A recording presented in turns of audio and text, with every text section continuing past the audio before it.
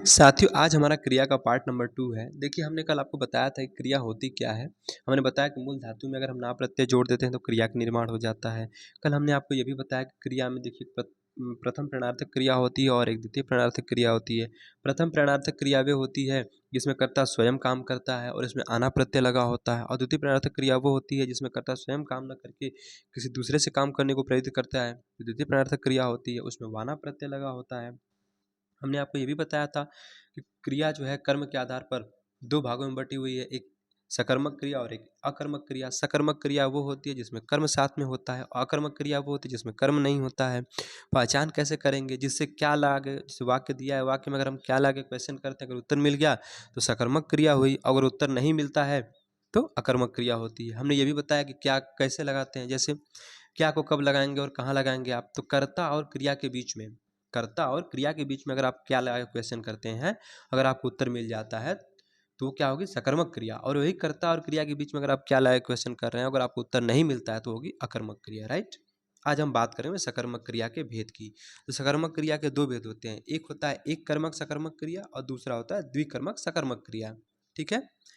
एक कर्मक सकर्मक क्रिया में एक कर्म होता है और द्विकर्मक सकर्मक क्रिया में दो कर्म होता है। जैसे एग्जाम्पल की बात करते हैं, कह रहा हरीश सेब खाता है। ठीक है, हरीश सेब खाता है। कर्म क्या इसमें है? सेब। कर्म है कितना? एक ही कर्म है ना, कर्म तो एक है, तो ये क्या हुई? एक कर्मक क्रिया। ठीक।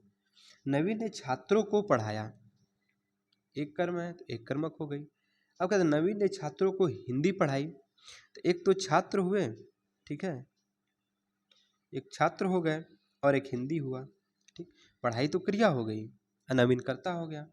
तो नवीन ने छात्रों को हिंदी पढ़ाई तो नवीन कर्ता हो गया, और छात्र और हिंदी यहाँ पे दो कर्म हो गए, तो ये द्विकर्मक है। राइट।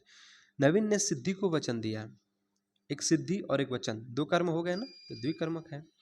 फिर क्या, राम ने किराएदार को मकान दिया, एक किराएदार और एक मकान, दो कर्म हो गए।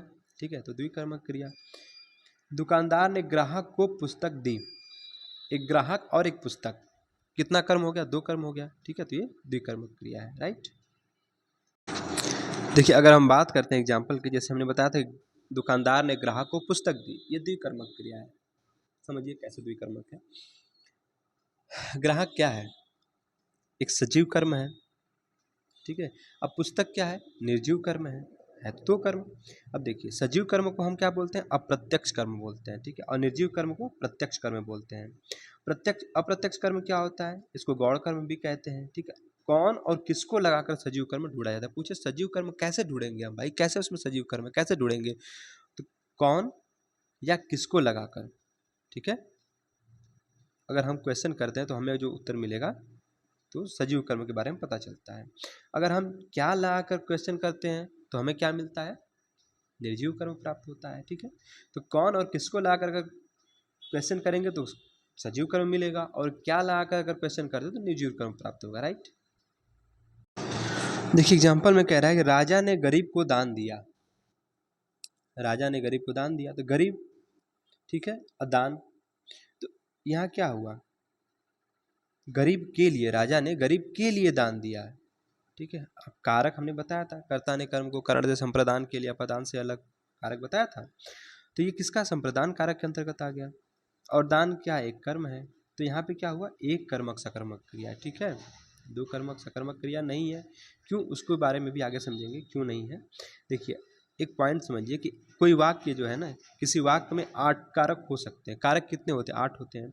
किसी वाक्य में 8 कारक हो सकते हैं, लेकिन एक शब्द में 2 कारक नहीं हो सकता, अर्थात एक शब्द में एक ही कारक हो सकता है, 2 कारक नहीं हो सकता, लेकिन एक वाक्य में 8 कारक हो सकते हैं। राइट।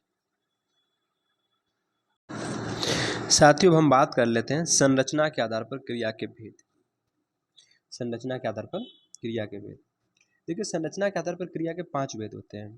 पहला है पूर्वकालिक क्रिया, दूसरा प्रेरणार्थक क्रिया, तीसरा नाम धातु क्रिया, चौथा कृदंत क्रिया और पांचवा संयुक्त क्रिया।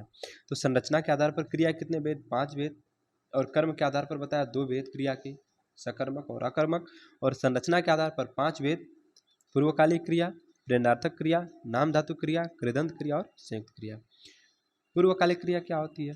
जब एक कार्य के तुरंत बाद दूसरे कार्य का होना पाया जाता है। मतलब कोई आदमी है, ठीक है, समझिए इसको देसी भाषा में, कोई आदमी है वो एक काम कर रहा है, वो समाप्त कर लिया, उसके बाद वो दूसरा काम तत्काल दूसरा काम करना स्टार्ट कर दिया। तो एक काम खत्म करके जब दूसरा काम कर रहा है ना, तो वही जो होगा वो पूर्वकालिक क्रिया में आएगा। कैसे? जैसे हरीश पढ़कर चला गया, पहले हरीश ने क्या किया, पहले पढ़ा फिर चला गया। ठीक है, क्रिया कैसे क्या है, पूर्वकालिक हुई यहाँ पे। हरीश पढ़कर चला गया, तो पढ़ना और चलना दो क्रिया है, तो पहले पढ़ा वो, ठीक है, और फिर चला गया, तो यहाँ क्या है, पूर्वकालिक क्रिया है। राइट, तो वही कह रहा है कि जब एक कार्य के बाद तुरंत, कह रहा है जब एक कार्य के तुरंत बाद दूसरे कार्य का होना पाया जाता है, मतलब ये कहना चाहता है, हमने आपको बताया कि जो पूर्वकालिक क्रिया होती है इसमें क्या होगा कि पहले एक कार्य होगा, उसके तुरंत बाद दूसरा कार्य आरंभ हो जाता है। ठीक है, तो वहाँ पे पूर्वकालिक क्रिया होगी। और एग्जाम्पल समझिए पूर्वकालिक क्रिया की। कह रहा वह चाय पीकर सो गया, पहले उसने क्या किया, चाय पिया फिर सो गया। ठीक है, तो पूर्वकालिक। वह खेलकर पढ़ने लगा, अर्थात पहले खेला फिर पढ़ने लगा, तो पूर्वकालिक क्रिया हो गई यहाँ पे। राम अभी सोकर उठा है, ठीक है, तो पूर्वकालिक क्रिया हो गई। जब पूछे पूर्वकालिक क्रिया है कौन, तो पूर्वकालिक क्रिया का मतलब जो पहले हुई है क्रिया। तो पहले इसमें कौन सी क्रिया हुई है, सोना हुई है। फिर राम अभी सोकर उठा, तो पहले क्या किया, सोया है ना, तो सोना क्या है, क्रिया है। तो पूर्वकालिक क्रिया क्या हो गई, सोना हो गई यहाँ पे। ठीक है, जैसे आगे देखिए कह रहा है वह खेलकर पढ़ने लगा, इसमें पूछे पूर्वकालिक क्रिया कौन सी है।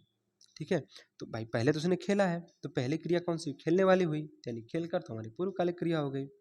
अब हम बात करते हैं प्रेरणार्थक क्रिया की। देखिए प्रेरणार्थक क्रिया होती क्या है, जब कार्य अन्य व्यक्ति से कराया जाए। ठीक है, जब कार्य स्वयं न करके किसी अन्य व्यक्ति से कराया जाए तो वहाँ प्रेरणार्थक क्रिया होती है। जैसे सिद्धि ने नवीन से सब्जी बनवाई, सिद्धि ने खुद नहीं बनाई, नवीन से बनवाई, तो ये प्रेरणार्थक क्रिया हो गई। नौकर ने मालिक से पोछा लगवाया, नौकर ने तो खुद नहीं लगाया, उसने लगवाया मालिक से, तो ये प्रेरणार्थक क्रिया हो गई। कह रहा है माली ने मालिक से पौधे को पानी दिलवाया। ठीक है, तो माली ने तो स्वयं पौधे को पानी नहीं दिया, यहाँ पे पानी दिलवाया है मालिक से। ठीक है, तो प्रेरणार्थक क्रिया हो गई। अध्यापक ने छात्रों से सफाई करवाई, अध्यापक ने खुद से सफाई नहीं की, उसने छात्रों से करवाई, तो यहाँ क्या हो गई, प्रेरणार्थक क्रिया हो गई। ठीक है, तो यही बताया इसमें प्रेरणार्थक क्रिया में कि जब कार्य अन्य व्यक्ति से कराया जाता है तो वहाँ पे प्रेरणार्थक क्रिया होती है। राइट।